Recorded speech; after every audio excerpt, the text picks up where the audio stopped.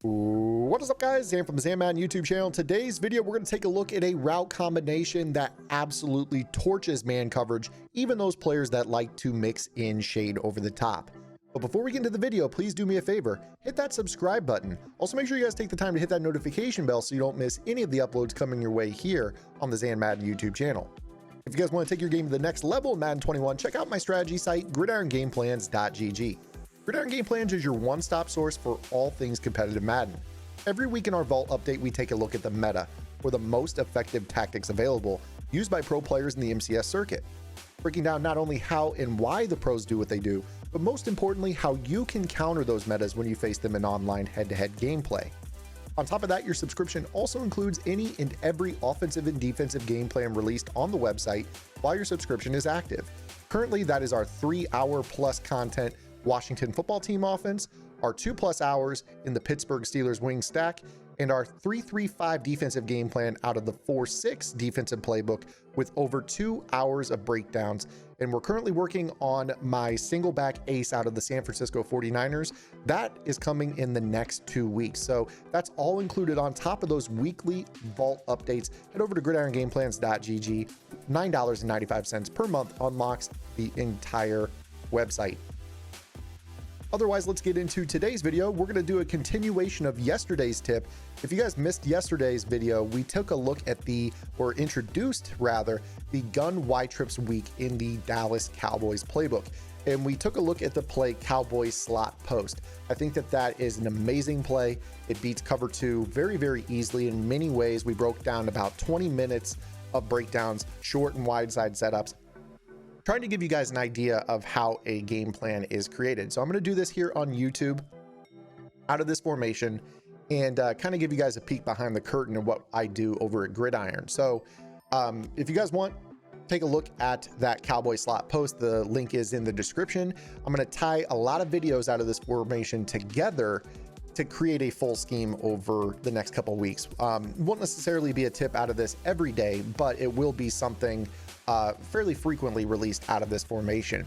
So let's go ahead and break it down. We're going to be taking a look at the play Cowboy Y Drag. And the reason that I really like this play is that we can torch man coverage so easily. If you take a look at the way this play looks stock, this is actually a play that is pretty well equipped to handle most of what players are going to throw at you from a meta standpoint. As we know, man coverage is very, very popular this year. You're going to see a lot of players that are going to play, their 2-man under. They're going to play their cover 1 robber. In particular, it's not really robber coverage. A lot of times they're going to put purple zones on the field, and then they're going to lurk in center field with their user. So as a result, you really have to have reliable man beaters on deck to take them out of this coverage. So I want to talk about this particular route in the slot. In this spot, you're going to want to put your best overall route runner because he is on a stick nod route. If you don't know what a stick nod is, this is basically a stick concept is where you have this kind of option hitch / short speed out pattern. Teams will use it a lot in real life against man coverage, also against cover 2, where basically if it's man, they run the outbreaking cut. If it's zone, they hitch up on the stick route. This route is basically a double move that is built off of that. And it's actually a fantastic route to use if your opponent isn't a great user and they like to play a lot of 2-man under.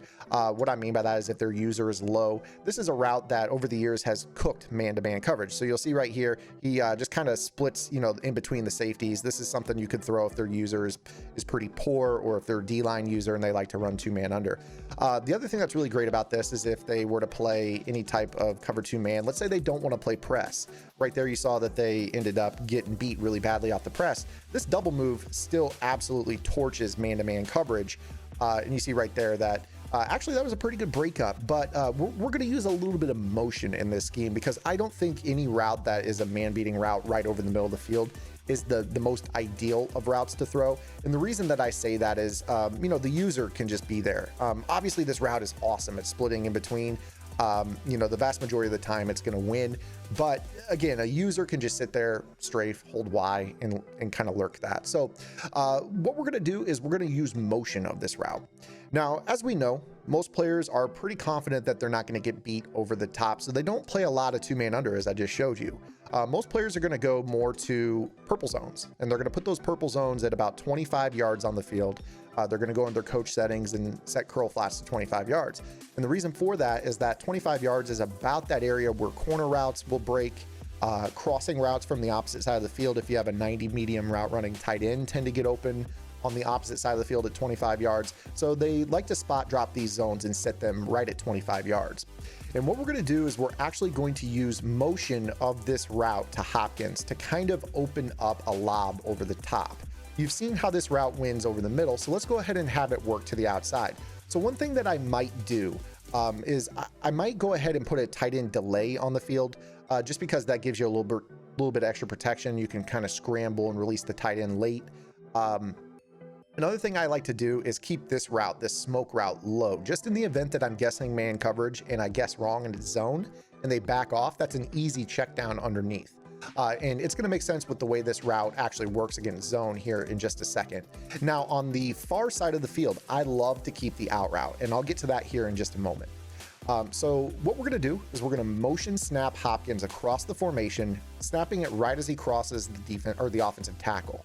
And then he's going to go ahead and break out over the top, and you're going to see that you could just lob that over the top of the 25-yard depth of the curl flat. It looks like a throw that you can't take, but I promise you that it is. This is a throw that, you know, if you're just patient, he'll keep running. We'll show you here again, dig set to 25 yards, the ball spotted on the 50 on the left hash mark. That means he's going to be sitting at the 25-yard line in that purple zone on the sideline. And I promise you that all you need to do with this is just be patient. Just be patient and let him clear over the top of that zone, and you'll be able to lob it. So again, you snap the ball, he's going to run the double move, he's going to cook him, and then lob over the top, one play score. Really, really simple read against your man meta. Most players aren't playing a deep half over the top. A lot of players are expecting that the backside receiver might be on a post, so you might see some rotations with a center fielder and then a purple zone on the wide side of the field, and then just kind of user here in the middle of the field. That's something that you might frequently see as well. And again, this is just a route that's going to torch coverage. I mean, you just very consistently going to win. And it's just a lob over the top. It's going to run right away from those coverages. Easy rack. You don't need any aggressive catches. Simple read. This is a really, really good route. Stick nod routes are pretty rare. And again, this is why I chose the Dallas Cowboys Y trips week, is that they have a ton of route combinations that you just don't find in other playbooks, even in other playbooks that have this same formation. So again, this play right here, Cowboy out, is really, really good. Now, I talked about the deep out route on the wide side of the field, and I said I'd get back to it. This deep out route is really, really interesting. And the reason that I like this is that sometimes players, when they get beat by one play scores and they're playing press coverage, their result will be to shade their coverage over the top. And when they do that, that means that there will be no press animations, period, meaning this player will get a free release. And typically speaking, the man coverage will bail, trying not to get beat deep on a lob. We're going to get to that here in just a second, but this out route is only a 12, 15-yard out route. So this is one of those routes that if they have their purple zone set to 25 yards, there's no chance that they're going to be able to play this out route on the backside if they're shading over the top. So what we're going to say here is, let's take, for instance, that, you know, they've been beat by this, but they want to somehow be stubborn and stay in man coverage. They still want to play their purple zones and they still want to use the field, but they don't want to give up that lob over the top. One thing that your opponent might do is they might shade their coverage over the top by hitting Y and right stick up. And then they're going to stay in that press alignment, meaning that the guys are going to stand right in front of them. Now, the motion player, he's still going to get that free release regardless of whether or not they're pressing. So that's fine. But what really ends up happening with the rest of the players is they're all going to get free releases with no press as well. So if you have a burner on this play, you might go ahead and just place your X receiver who's been on a smoke route. And again, we'll get back into zone coverage here momentarily. You might go ahead and place him, if you know they're playing man coverage, on a drag, because if they're not going to press, that free release over the middle is money. Absolutely money. Also notice we haven't gotten the running back involved on this play at all. If you have a backfield master for 1 AP, you get the extra routes and the catch in traffic against linebackers. And that's on a receiving back archetype. But what we're going to do here is, with this shade up, we know that Kirk is going to get a free release. He's going to just run that route. And if you know that they've got those zones set to 25 yards, you could just go ahead and anticipate this as a timing throw. Just bang, outside out route. and you're gonna be able to throw that in front of man coverage with 25-yard purples. And what we're trying to do here and achieve here is just kind of this death by a million cuts approach. We're trying to basically say, okay, you know, you want to sit and cover one robber, you want to sit there and you want to keep those purple zones in 25 yards and take away the crossers and things like that. You've got to be willing to beat man coverage short of those purple zones, as well as the ability to beat them over the top of those purple zones. So again, you can kind of see here, here's the shaded over the top defense. And here's our setup again on offense. Again, the running back is optional. You could put him on an option route. And you know, smart route that up to 10 yards if you wish. That's a really, really good route to run. Big fan favorite to run the smart routed option, just because it's another route that kind of like the play flood out of bunch can get into a spot and win against man coverage. But then when we go back to this double move, you notice with the shade over the top, when we snap the ball here, this is still a route that gets beat. I mean, it is still a route that gets beat. Now right there, we actually got an out of range under pressure throw, which is why we underthrew that. But I want to talk about that. Let's talk about the fact that this double move, even when you shade over the top, which I'll do again here, Y up, and I'm going to place my purple zones on the field here. Watch how this in particular ends up still winning against the shaded over the top coverage. So, you know, if you're facing the 25 yards, you're still going to be able to lob this. So again, he's going to sag off. You're going to see it right away. Okay, he's off. Then that double move still wins. And then you're just going to lob, and he's tripping into people right here. But you're going to be able to lob that over the top as long as he doesn't get, you know, bumped into somebody else. So one thing you could do if you want, if you just know absolutely positively that that is what they're in, you don't have to use the running back at all. Notice on that last example, he bumped into some people. You could go ahead and against this, just take the running back out of the equation. You don't want to add extra people to accidentally take away this lob over the top. Again, here's the shaded over the top. We shouldn't run into anybody here. Let's take a look. He's going to get the release and then back over the top. And then again, you're just going to wait for him to clear that 25 yards and lob that, and then just rack it for the one play score. And that's again shaded over the top. This is going to happen 95% of the time. As long as they don't get bumped into or have any fluky type of animation, this is something you're going to be able to do. So there's no zone depth that's going to take this away. The only thing you could do is play a deep half over the top of that route. We'll go ahead and do it again here. Shade over the top. And then again, if you know that they're shading over the top, you're going to be able to take those throws very, very easily. One thing I might do is put the tight end on an out route and smart route it just to give you another option in the seam. And you know Isabella is going to be open underneath. So here's the route. He runs it. Now he gets the separation, and you're just going to lob it up over the top. And again, if you have good arm strength, if you have a really fast receiver, this is Hopkins, you know, he's like 90, 91 speed on regs. You see how effective that route is. But again, you could definitely see that there's just no shot short of having a deep half help over the top that man coverage in any type of zone other than a deep half is going to have a shot. Again, let's start to work through our progressions on the other plays here. So if you wanted to, you maybe could swing the running back out to the flat if you wish. But again, you know the shaded over the top is still going to be open. Now we go ahead and we take a look at our drag.